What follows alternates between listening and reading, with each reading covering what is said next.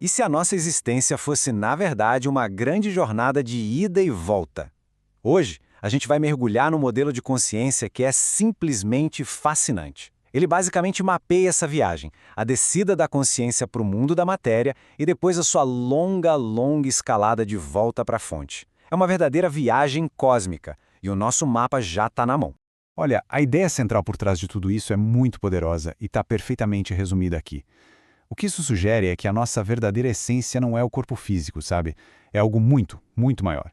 A vida na matéria, então, vira só uma fase, uma experiência temporária dentro de uma saga muito mais grandiosa.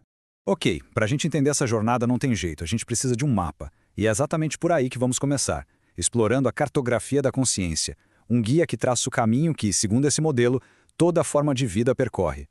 Então, esse aqui é o nosso guia para toda a explicação, este diagrama em forma de U. À primeira vista, ele pode até parecer meio complexo, cheio de planos e tal, mas a sua forma é de uma simplicidade genial. Ele mostra uma descida, passando por diferentes níveis de realidade até chegar num ponto mínimo, para só então começar a longa subida de volta. Essa é a representação visual de todo o processo. E quem é que faz essa viagem toda? Bom, a protagonista da nossa história é a Mônada.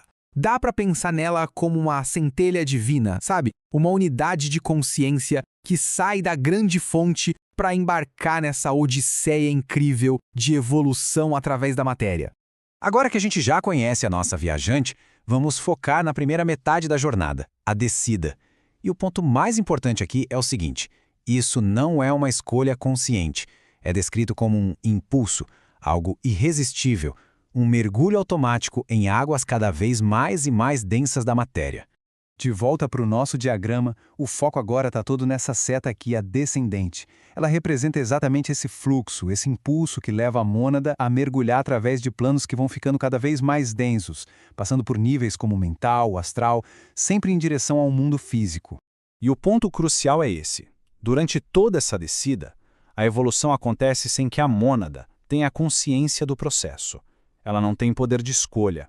Ela é levada por esse fluxo de vida, acumulando as experiências de cada plano, quase como um sonhador que ainda nem sabe que está sonhando.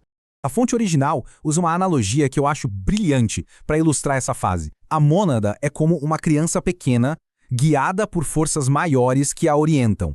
Ela pode até resistir, pode não entender porque precisa passar por certas lições, mas cada passo, mesmo que inconsciente, está preparando ela para a jornada de volta. Mas toda descida tem um fim. E a gente chega agora no ponto de virada. Talvez o momento mais crítico de toda a jornada.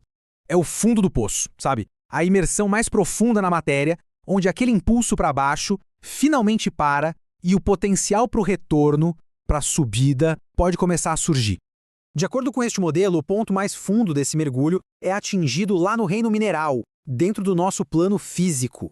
Pensa numa rocha, num cristal. É o estado de máxima densidade, de consciência mais adormecida, o ponto de inércia total antes que a longa jornada do despertar possa de fato começar.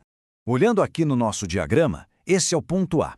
Ele simboliza exatamente isso, o fundo do vale, o clímax da materialização.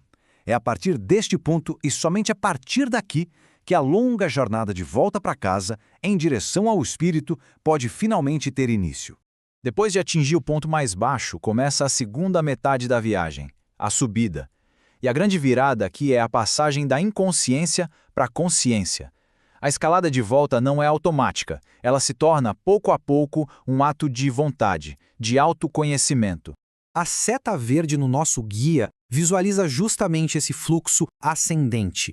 Essa é a longa e muitas vezes difícil jornada de retorno. E diferente da descida, que foi passiva, a subida é definida por um despertar gradual, pela consciência crescente do próprio processo de evolução.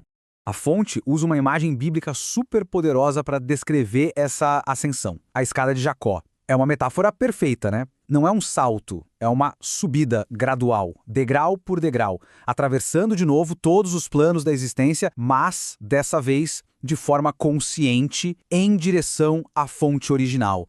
Bem, tudo isso levanta uma questão que é intrigante e bem prática. Se esses outros planos de realidade existem, se eles são os degraus dessa escada, onde é que eles estão? E mais importante, Por que a gente não percebe eles no nosso dia a dia? Essa é a grande pergunta, não é? Se planos como o astral e o mental não estão em outro lugar, mas interpenetrando o nosso próprio espaço, por que os nossos sentidos físicos só registram este mundo aqui? A resposta, como a gente vai ver, não tem a ver com localização, mas sim com vibração. E aqui está a chave para esse mistério todo. A separação entre os planos não é espacial, como se fossem os andares de um prédio. É uma questão de frequência, de vibração. E a melhor analogia para a gente entender isso é uma coisa que todo mundo conhece: o rádio. Vamos pensar em como um rádio funciona. Primeiro, nesse exato momento, o ar ao nosso redor está cheio de ondas de dezenas, centenas de estações de rádio, todas ocupando o mesmo espaço ao mesmo tempo.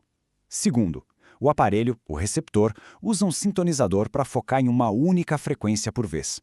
E terceiro, e mais importante, quando estamos ouvindo aquela estação, todas as outras se tornam imperceptíveis. Elas não foram para lugar nenhum, continuam aqui, mas estão vibrando numa frequência diferente daquela que a gente sintonizou. E aqui está a conexão final, a grande sacada. Mudar de plano, segundo este modelo, não é viajar para outro lugar. É mudar o nosso receptor, o nosso estado de consciência, o nosso corpo vibracional, para sintonizar uma frequência diferente da realidade que já existe aqui e agora. Não se vai até o plano, se sintoniza o plano. E isso tudo nos deixa com um pensamento final para refletir. Se a nossa consciência funciona como o sintonizador de um rádio e se múltiplas realidades estão vibrando ao nosso redor o tempo todo, a pergunta que fica é: qual estação estamos sintonizando neste exato momento? E que outras melodias o universo pode estar tocando, só esperando para serem ouvidas?